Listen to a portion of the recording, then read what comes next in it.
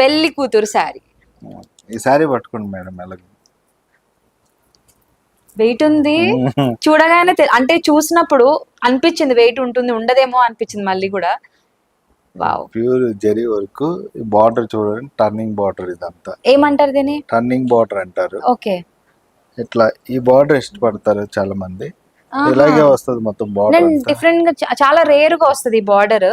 చూడండి, బార్డర్ ఎప్పుడైనా ఇట్లా ఒక లైన్ ఉండి దాని లోపల డిజైన్ ఉంటది. ఇక్కడ కట్ లాగా వచ్చింది, డిజైన్ తో పాటే ఎండ్ అయిపోయింది border. Wow, very beautiful sorry. 2 gram gold అండి ఇది.